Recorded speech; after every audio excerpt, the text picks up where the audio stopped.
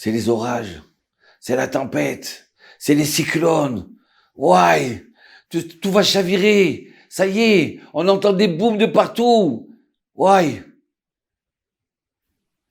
c'est le déluge. Et voilà que Noir, il sort de l'arche. Et quand il sort de l'arche, il voit, tout est mort. Il n'y a plus de vie. Et Noir, il se met à pleurer. Ouais, il pleure. Comment le monde, il est détruit. Ouais, mon Dieu, comment c'est possible que tu as détruit le monde? Mon Dieu, qu'est-ce qu'il reste? Il reste plus rien. Il reste que nous, que ma famille et les animaux. Hachem, il lui dit, Noir, c'est maintenant que tu pries. Il fallait prier avant, quand je t'ai dit que j'allais détruire le monde par le déluge et de construire l'arche pendant 120 ans. C'est là qu'il fallait demander. Comme on voit après qu'Abraham a vu nous quand il a dit, Dieu lui a dit, je vais détruire Sodome et Gomorrhe. Qu'est-ce qu'il a dit Abraham? Non, Hachem, peut-être il y a des tzadikim. Il faut sauver cette ville. Peut-être ça va, peut-être que c'est le fait qu'il y ait des tzadikim, ils vont influencer sur les autres. Ils vont devenir bien, ils vont changer. Ou pas eux, mais leurs enfants. Abraham, il a prié. Abraham, j'ai créé l'homme pour qu'il prie, pour qu'il supplie. Et toi, tu t'es pas servi de ça. Pourquoi je t'ai créé dans le monde, toi, Noir? Des fois dans la vie, on vient dans ce monde pour des raisons. Et on fait pas notre devoir. Regardez, comment tu peux pas prier? Comment tu penses pas à l'autre? C'est pour ça que, dans l'arche, 24 heures sur 24, Noach, il est parti donner à manger à droite, à gauche. Nos sages nous disent qu'il n'a pas eu 10 enfants, Noach, alors qu'il a vécu 600 ans et plus. Il aurait pu avoir 100 enfants, peut-être. Non, il fallait qu'il soit juste 4, 3 enfants à lui et lui. Pourquoi? Sa femme. Pourquoi? Parce que si elles étaient 100, ils auraient fait une tournée chacun. Moi, je me repose aujourd'hui, toi, c'est demain, tu travailles, et ainsi de suite. Hachem, il voulait qu'il travaille 24 heures sur 24. Car tu n'as pas pensé aux autres, tu n'as pas su prier. Eh bien, maintenant, tu vas penser qu'aux autres. Tu vas t'occuper du chien, du lion, de l'âne, tu vas t'occuper de tout le monde, sans arrêt.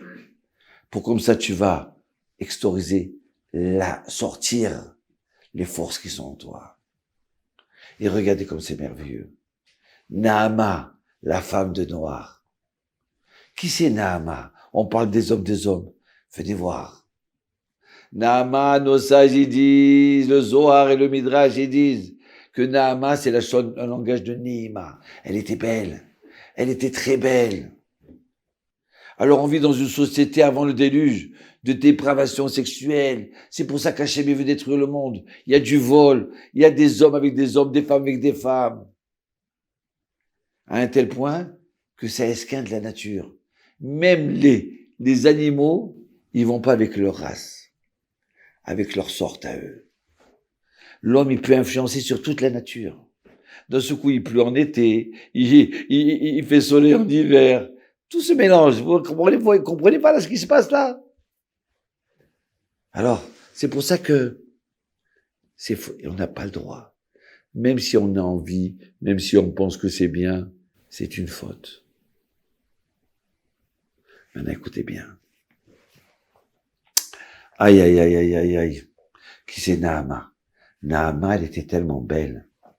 Nos sages disent, mais elle aurait pu être Miss Monde, se montrer avec tout le monde. Tellement elle était belle que même certains anges qui sont venus dans ce monde bas, ils l'ont voulu à elle. Elle aurait dit, ouais, je vais pas marier avec le plus grand riche du monde. Je vais me marier avec l'ange. C'est mieux que tout. Eh ben, Naama, elle s'est cachée. Elle s'est cachée à Kadosh Hu, Naama, tu t'es caché pour pas avoir de notoriété, tu t'es caché pour pas fauter avec l'ange, pas fauter avec les hommes, t'as pas cherché Choufouli NS. Eh ben toi, c'est toi qui vas sauver le monde entier. De toi va sortir toutes les générations. Shem, Ham et Yafet. Les 3 enfants de Lot, ils descendent de Naama. Pas de Lot, de Noach et descend de Nahama. Car maintenant, ça va être la maman de tout l'univers. Hein, regardez comme c'est merveilleux. Et Abrabanel, il va encore plus loin. Il dit, qui c'est le frère de Nahama? C'est Yuval. Qui c'est Yuval? Il a inventé la musique. Il a inventé, le descendant de Caïn, il a inventé les instruments de musique. Et Nahama, elle avait une voix extraordinaire. Donc avec sa voix, elle allait gagner l'Eurovision, tous les concours du monde entier. Tout le monde allait être fou d'elle. Eh ben Nahama, elle s'est cachée. Moi, je veux chanter pour mon mari. Je veux chanter pour Hachem. Je veux pas chanter pour les autres. Quand je lui dis, toi, Nahama, tu as fait ton devoir. Toi, je vais t'écrire dans le monde pour ça. Hein. Tu as fait ton devoir, donc tu vas sauver le monde entier. Et toi, Lot, tu étais venu pour prier. Tu n'as pas prié. Noach, excusez-moi, je mélange Lot et Noach. Noach, je t'ai mis dans ce monde-là pour que tu pries. Combien de fois dans la vie on est là, on fait pas notre devoir. Hein? Est-ce que tu es là, tu es venu pour quoi? Pour être spécialiste, ingénieur de spaghettis chez Panzani. Toi, un juif, d'accord? Tu travailles, tu as raison de travailler. Ok. Mais tu as ton Shabbat, tu as tes mitzvot, tu as ta prière, tu as aidé ton prochain. Alors, je termine avec une petite histoire. Il y avait joué un type. Il était riche, mais il était radin. Et voilà que, un jour, il s'est perdu dans la nature. Tout le monde a dit qu'il était mort. Donc, ses enfants, ils ont partagé le butin. Ils étaient 3, 20 millions chacun, 20 millions de dollars chacun. Et voilà que quelques mois après, il revient. Bon, tout le monde est content de le retrouver. Et là, il va à la synagogue. Écoutez bien, il va à la synagogue. Et il voit, d'accord, un petit écriteau.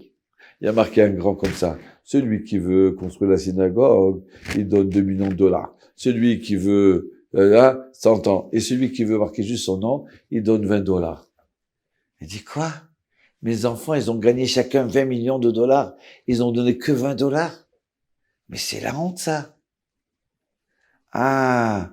Donc il était très énervé, très déçu. Après, il a dit, mais oui, mais ils ont raison, ils ont appris de moi. Moi, j'étais radin.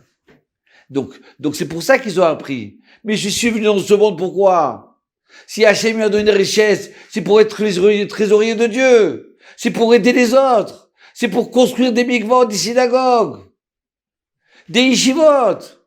Alors de ce coup, il a commencé à être le donateur. Vous comprenez? On vient de ce monde, on a un but. On doit le faire, ce but. Shalom Ouvracha.